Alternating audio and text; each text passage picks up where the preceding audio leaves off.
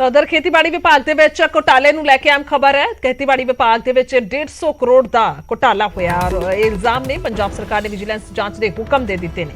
ਮਸ਼ੀਨਾਂ ਦੇ ਵਿੱਚ 150 ਕਰੋੜ ਦਾ ਘੁਟਾਲਾ ਕੀਤਾ ਗਿਆ ਹੈ। ਖੇਤੀਬਾੜੀ ਮੰਤਰੀ ਦਾ ਬਿਆਨ ਸਾਹਮਣੇ ਆਇਆ ਹੈ ਔਰ 90422 ਮਸ਼ੀਨਾਂ ਦੇ ਵਿੱਚੋਂ 13% ਲਾਭਪਾਤਰੀਆਂ ਦੇ ਕੋਲ ਨਹੀਂ ਪਹੁੰਚੀਆਂ। ਵਿਭਾਗ ਦੇ ਵੱਲੋਂ ਮੁਹੱਈਆ ਕਰਵਾਈਆਂ ਗਈਆਂ 90422 ਮਸ਼ੀਨਾਂ ਪਰ 79295 ਮਸ਼ੀਨਾਂ ਦੀ ਜਿਹੜੀ ਫਿਜ਼ੀਕਲ ਵੈਰੀਫਿਕੇਸ਼ਨ ਹੈ ਉਹ ਹੋਈ ਹੈ ਔਰ 11275 ਮਸ਼ੀਨਾਂ ਲਾਭਪਾਤਰੀਆਂ ਦੇ ਕੋਲ ਨਹੀਂ ਪਹੁੰਚੀਆਂ ਯਾਨੀ ਕਿ 13%।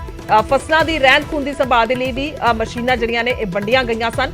2018 ਔਰ 19 ਤੋਂ 2021 ਔਰ 22 ਤੱਕ ਸੈਂਟਰਲ ਸੈਟਰ ਸਕੀਮ ਦੇ ਤਹਿਤ ਇਹ ਮਸ਼ੀਨਾਂ ਵੰਡੀਆਂ ਗਈਆਂ ਸਨ ਪਰ ਹੁਣ ਇਸ ਸਾਰੇ ਮਾਮਲੇ ਦੇ ਵਿੱਚ ਇਹ ਵੱਡਾ ਘੁਟਾਲਾ ਸਾਹਮਣੇ ਆਇਆ। पिछली सरकार वाले कुछ मशीनां आईयां सीगियां लेकिन उस मामले दे विच हुण कथित तौर ते 150 करोड़ दे घोटाले दा मामला सामने आ रहा है। ये जांच जिहड़ी है हुण विजिलेंस दी टीम करेगी। मेरे नाल खेतीबाड़ी मंत्री ने कुलदीप सिंह धालीवाल साहब, ये पूरा मामला की है? 150 करोड़ दा घोटाले दा जिहड़ा जिक्र हो रहा है की कुछ मामला और विजिलेंस नूं इंक्वायरी मार्क कर दित्ती है? ਇਹ ਨਾ ਪਿਛਲੀ ਸਰਕਾਰ ਦੇ ਮੌਕੇ ਤੇ ਜਦੋਂ ਕੈਪਟਨ ਅਮਰਿੰਦਰ ਸਿੰਘ ਪੰਜਾਬ ਦੇ ਚੀਫ ਮਿਨਿਸਟਰ ਸੀਗੇ 2018 19 ਤੇ 21 22 ਮਹਿਕਮਾ ਵੀ ਉਹਨਾਂ ਕੋਲ, ਖੇਤੀਬਾੜੀ ਮਹਿਕਮਾ ਵੀ ਉਹਨਾਂ ਕੋਲ ਸੀਗਾ ਤੇ ਉਦੋਂ ਸੈਂਟਰਲ ਗਵਰਨਮੈਂਟ ਦੀਆਂ ਮਸ਼ੀਨਾਂ ਜਿਹੜੀਆਂ ਆਈਆਂ ਸੀ SRM ਸਕੀਮ ਦੇ ਵਿੱਚ ਉਹ 'ਚ ਸਬਸਿਡੀ ਸੀਗੀ। ਉਹ ਸਾਡੇ ਕੋਲ ਅਸੀਂ ਮਤਲਬ ਜਿਹੜੀਆਂ 90400 ਮਤਲਬ 22 ਮਸ਼ੀਨਾਂ ਸੀਗੀਆਂ ਤਾਂ ਅਸੀਂ ਕੈਲਕੂਲੇਟ ਕੀਤਾ ਕਿ 13% ਦੀ ਜਿਹੜੀ ਨਾ ਲਾਭਕਾਰੀ ਕੋ ਮਸ਼ੀਨਾਂ ਨਹੀਂ ਮਿਲੀਆਂ ਸਾਨੂੰ। ਅਸੀਂ ਬਹੁਤ ਜਾਂਚ ਕੀਤੀ ਵੀ ਕਿੱਥੇ ਚਲ ਗਈਆਂ तो हेराफेरी हुई है। साडा अंदाजा कि 150 करोड़ की हेराफेरी जी सामने आई। सो वो यही महकमे वालों पूरी छानबीन करके फाइल तैयार करके सारा कुछ करके असी अपने मानयोग मुख्यमंत्री सरदार भगवंत सिंह मान जी को भेजती है कि वो जांच कराउन, विजिलेंस को करा लें, जिदा मर्जी करा लें, ये जांच कराउन। तो जोड़े बंदे दोषी है, चाहे कोई अफसर दोषी ने, चाहे कोई संद बनाने वाले दोषी ने, चाहे जिन्ना किसाना ने झूठ मारिया चाहे वो दोषी ने, कोई भी बंदा जिन्हें ये फराड किया ਉਹਦੇ ਖਿਲਾਫ ਜਿਹੜੀ ਆ ਉਹ ਸਖਤ ਕਾਨੂੰਨੀ ਕਾਰਵਾਈ ਹੋਣੀ ਚਾਹੀਦੀ। ਵਿਜੀਲੈਂਸ ਦੀ ਟੀਮ ਹੁਣ ਜਾਂਚ ਕਰ ਰਹੀ ਹੈ ਇਸ ਪੂਰੇ ਮਾਮਲੇ ਦੇ ਵਿੱਚ? ਨਹੀਂ, ਅਜੇ ਤਾਂ ਫਾਈਲ ਭੇਜੀ ਅਸੀਂ ਉਹਨਾਂ ਨੂੰ। ਉਹ ਬਾਕੀ ਸੀਐਮ ਸਾਹਿਬ ਦੀ ਮਰਜ਼ੀ ਆ, ਜਿੱਥੋਂ ਮਰਜ਼ੀ ਕਰਾਉਣ ਤਾਂ ਉਹ ਤਾਂ ਵਿਜੀਲੈਂਸ ਕੋ ਨੇਚਰਲੀ ਹੁੰਦੀ ਆ। ਬਟ ਅਸੀਂ ਤਾਂ ਸੀਐਮ ਸਾਹਿਬ ਨੂੰ ਸਾਡੀ ਡਿਊਟੀ ਆ ਕਿ ਅਸੀਂ ਆਪਣਾ ਕੰਮ ਕਰਕੇ ਮਹਿਕਮੇ ਵੱਲੋਂ ਤੇ ਆਪਣੇ ਮੁੱਖ ਮੰਤਰੀ ਸਾਡੇ ਹੈੱਡ ਨੇ, ਸਾਡੇ ਮੁਖੀ ਨੇ, ਉਹ ਅਸੀਂ ਉਹਨਾਂ ਨੂੰ ਦੇਣਾ ਹੁੰਦਾ, ਉਹਨਾਂ ਨੂੰ ਦੇਤੀ ਹੈ। ਉਹ ਆਪਣੀ ਜਾਂਚ ਕਰਾਉਣਗੇ, ਜਿਹੜਾ ਬੰਦਾ ਵੀ ਇਹਦੇ ਚ ਜਿਹਦਾ ਫਾਲਟ ਹੋਊਗਾ ਉਹਦੇ ਖਿਲਾਫ ਕਾਰਵਾਈ ਹੋਊ। ਕਿਉਂਕਿ ਉਸ ਵੇਲੇ ਮਹਿਕਮਾ ਕੈਪਟਨ ਅਮਰਿੰਦਰ ਸਿੰਘ ਕੋਲ ਸੀ। ਕੈਪਟਨ ਅਮਰਿੰਦਰ ਸਿੰਘ ਮੁੱਖ ਮੰਤਰੀ ਦੇ ਨਾਲ ਖੇਤੀਬਾੜੀ ਮੰਤਰੀ ਵੀ ਸੀਗੇ। ਤਾਂ ਕੀ ਇਹ ਇਨਕੁਆਇਰੀ ਜਿਹੜੀ ਹੈ ਹੁਣ ਕੈਪਟਨ ਅਮਰਿੰਦਰ ਸਿੰਘ ਦੇ ਆਲੇ ਦੁਆਲੇ ਵੀ ਘੁੰਮੇਗੀ? ਕੈਪਟਨ ਅਮਰਿੰਦਰ ਸਿੰਘ ਤੋਂ ਵੀ ਪੁੱਛਗਿੱਛ ਹੋ ਸਕਦੀ ਹੈ? ਕੈਪਟਨ ਅਮਰਿੰਦਰ ਸਿੰਘ ਵੀ ਇਸ ਦੇ ਪਿੱਛੇ ਤੁਹਾਨੂੰ ਲੱਗਦਾ ਹੈ ਕਿ 150 ਕਰੋੜ ਦਾ ਜਿਹੜਾ ਘੁਟਾਲਾ ਹੋਇਆ ਉਸ ਦੇ ਪਿੱਛੇ ਕੈਪਟਨ ਅਮਰਿੰਦਰ ਸਿੰਘ ਵੀ ਹੋ ਸਕਦੇ ਨੇ? ਨਹੀਂ, ਦੇਖੋ ਗੱਲ ਇਹ ਹੈ ਕਿ ਅੱਜ ਮੇਰੇ ਕੋਲ ਮਹਿਕਮਾ ਸਭ ਦੇਖਦੇ ਗੱਲ, ਮੈਂ ਮਹਿਕਮੇ ਦਾ ਕੰਮ ਕਰਨਾ। ਮੇਰੇ ਟਾਈਮ ਦੇ ਵਿੱਚ ਜੇ ਕੋਈ ਘਪਲਾ ਹੋ ਜਾਂਦਾ ਇਹਦਾ ਮਤਲਬ ਹੈ ਕਿ ਮੇਰੀ ਵੀ ਨਾਲ ਜ਼ਿੰਮੇਵਾਰੀ, ਮੈਂ ਕਿੱਥੇ ਸੀ ਜੀ? ਮੰਨ ਲਓ ਮੈਂ ਨਹੀਂ ਵੀ ਕੀਤਾ ਪਰ ਜੇ ਮੇਰੇ ਹੁੰਦਿਆਂ ਮਹਿਕਮੇ ਨੇ ਕੋਈ ਗੜਬੜ ਕਰਤੀ ਤੇ ਆਈ ਐਮ ਰਿਸਪੌਂਸਿਬਲ, ਮੈਂ ਜ਼ਿੰਮੇਵਾਰ ਹਾਂ।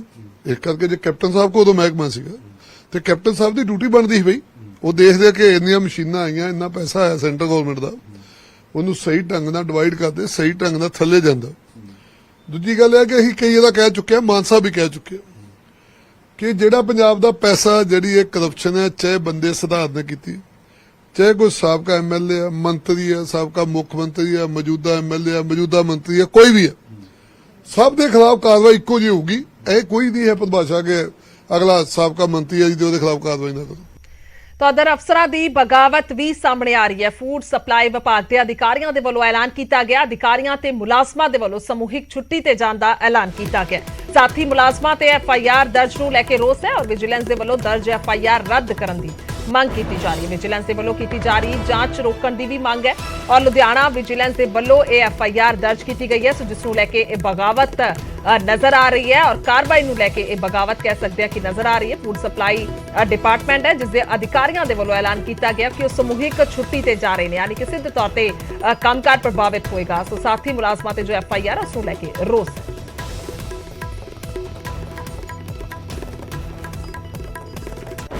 ਉਧਰ ਕਾਂਗਰਸ ਐਸਸੀ ਸੈੱਲ ਦੇ ਵਾਈਸ ਚੇਅਰਮੈਨ ਕਰਮਜੀਤ ਸਿੰਘ ਗਿੱਲ ਨੇ ਟਾਈਟਲਰ ਦੀ ਫੋਟੋ ਵਾਲੀ ਟੀ-ਸ਼ਰਟ ਪਾ ਕੇ ਹਰਮੰਦਰ ਸਾਹਿਬ ਦੇ ਵਿੱਚ ਤਸਵੀਰਾਂ ਖਿਚਵਾਈਆਂ, ਜਿਸ ਨੂੰ ਲੈ ਕੇ ਵਿਵਾਦ ਹੋ ਗਿਆ ਤੇ ਐਸਜੀਪੀਸੀ ਨੇ ਇਸ ਮਾਮਲੇ ਦੇ ਵਿੱਚ ਨਤੀਜੇ ਭੁਗਤਣ ਦੀ ਚੇਤਾਵਨੀ ਦਿੱਤੀ ਹੈ।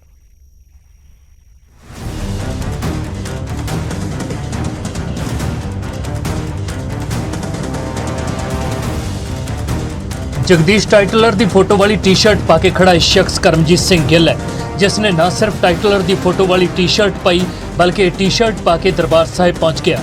दरबार साहिब कंपलैक्स के तस्वीरां खिचवाइयां, फिर ये तस्वीरां सोशल मीडिया ते पा दित्तियां, जिस तो बाद मामला पक गया क्योंकि टाइटलर का नाम दिल्ली सिख कतलेआम दे विच जुड़दा है ते करमजीत सिंह गिल जो टाइटलर का बहुत करीबी है, वो टाइटलर की फोटो वाली टी शर्ट पा के सिखां दे सब तो पवित्र स्थान दरबार साहिब दे विच पहुंच जाता है, तस्वीरां खिचवाउंदा है ते फिर सोशल मीडिया ते पाउंदा है। एसजीपीसी ने इसनूं सिखां दे जख्म खरीदण वाली कार्रवाई करार दिता है। ਕਾਂਗਰਸ ਜਿਹੜੀ ਆ ਇਹ ਮਾਹੌਲ ਖਰਾਬ ਕਰਨਾ ਚਾਹੁੰਦੀ ਆ। ਕਾਂਗਰਸ ਸਿੱਖਾਂ ਦੇ ਜਿਹੜੇ ਜ਼ਖਮ ਆ ਉਹਨਾਂ ਨੂੰ ਉਚੇੜਨ ਦੀ ਤਾਂ ਗੱਲ ਦੂਰ ਦੀ ਗੱਲ ਕਰੀਏ, ਨੂਣ ਛਿੜਕ ਰਹੀ ਆ। ਉਹ ਇਸ ਤਰ੍ਹਾਂ ਕਰਕੇ ਜਿਹੜਾ ਸਿੱਖਾਂ ਦੇ ਮਨ ਦੇ ਉੱਤੇ ਬੜੀ ਵੱਡੀ ਠੇਸ ਆ। ਇੱਕ एसजीपीसी ने न सिर्फ इतराज जताया बल्कि अजिहियां हरकतां दे गंभीर नतीजे भुगतण दी भी चेतावनी दी है। ਇਹਦਾ ਹਸ਼ਰ ਬਹੁਤ ਮਾੜਾ ਹੋਏਗਾ ਕਿਉਂਕਿ ਸਿੱਖਾਂ ਨੂੰ ਜੋ ਤੁਸੀਂ ਛੇੜਦੇ ਹੋ ਤੇ ਉਹਦਾ ਹਸ਼ਰ ਕੀ ਹੁੰਦਾ। ਉਹ ਪਿਛਲੇ ਸਮੇਂ ਰਾਹੁਲ ਗਾਂਧੀ ਆਪਣੀ ਜਿਹੜੀ ਦਾਦੀ ਦਾ ਹਸ਼ਰ ਦੇਖ ਚੁੱਕਿਆ। एसजीपीसी इस मामले में कानूनी कार्रवाई करन जा रही है। एसजीपीसी प्रधान दे वल्लों पुलिस कोल शिकायत की गल की गई है, पर इस विचाले बीजेपी ने इस मामले नूं लैके कांग्रेस की मानसिकता ते सवाल चुके ने अते इस पिछे वड्डी साजिश का खदशा जताया है।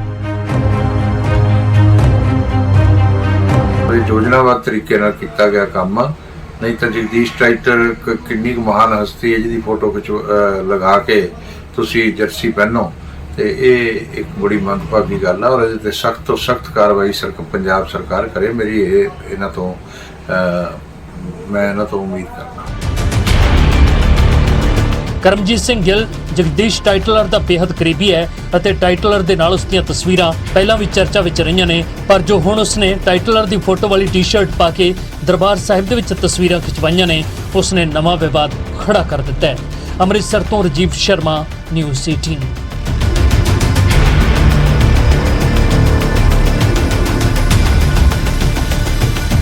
ਕਾਂਗਰਸ ਐਸਸੀ ਸੈੱਲ ਦੇ ਵਾਈਸ ਚੇਅਰਮੈਨ ਕਰਮਜੀਤ ਸਿੰਘ ਗਿੱਲ ਨੇ ਟਾਈਟਲਰ ਦੀ ਫੋਟੋ ਵਾਲੀ ਟੀ-ਸ਼ਰਟ ਪਾ ਕੇ ਹਰਮੰਦਰ ਸਾਹਿਬ 'ਚ ਤਸਵੀਰਾਂ ਖਿਚਵਾਈਆਂ ਨੇ, ਜਿਸ ਨੂੰ ਲੈ ਕੇ ਵਿਵਾਦ ਹੋ ਗਿਆ ਤੇ ਐਸਜੀਪੀਸੀ ਨੇ ਇਸ ਮਾਮਲੇ ਦੇ ਵਿੱਚ ਨਤੀਜੇ ਭੁਗਤਣ ਦੀ ਚੇਤਾਵਨੀ ਦੇ ਦਿੱਤੀ ਹੈ। ਪਰ ਹੁਣ ਇਸ ਮਾਮਲੇ ਦੇ ਵਿੱਚ ਇੱਕ ਸੀਸੀਟੀਵੀ ਤਸਵੀਰਾਂ ਸਾਹਮਣੇ ਆਈਆਂ ਨੇ।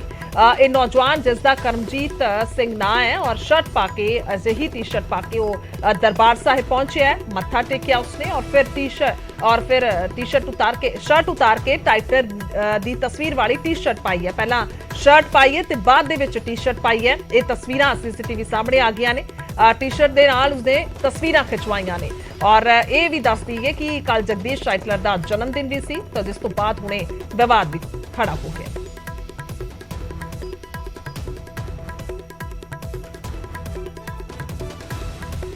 ਤਾਂ ਜਗਦੀਸ਼ ਟਾਈਟਲਰ ਦੀ ਫੋਟੋ ਵਾਲੀ ਟੀ-ਸ਼ਰਟ ਤੇ ਕਾਂਗਰਸ ਦਾ ਬਿਆਨ ਵੀ ਸਾਹਮਣੇ ਆ ਗਿਆ।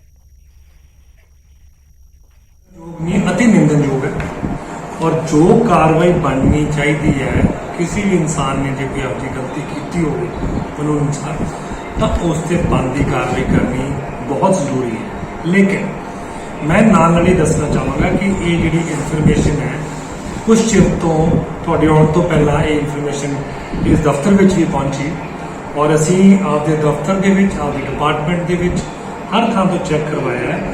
इस इंसान नूं पार्टी ने कोई अहुदा नहीं दिता होया और ਇਹ ਸਾਡਾ ਮੈਂਬਰ ਨਹੀਂ ਹੈ। ਚੋਣਾਂ ਦੇ ਵਿੱਚ ਮੁਫਤ ਸਕੀਮਾਂ ਦਾ ਮਾਮਲਾ ਔਰ ਸੁਪਰੀਮ ਕੋਰਟ ਦਾ ਸਿਆਸੀ ਪਾਰਟੀਆਂ ਨੂੰ ਸਵਾਲ ਵੀ ਸਾਹਮਣੇ ਆਇਆ ਕਿ ਮੁਫਤ ਬਿਜਲੀ ਤੇ ਪਾਣੀ ਫ੍ਰੀ ਬੀਜ਼ ਹਨ। ਇਹ ਸਵਾਲ ਕੀਤਾ ਗਿਆ ਸੁਪਰੀਮ ਕੋਰਟ ਦੇ ਵੱਲੋਂ।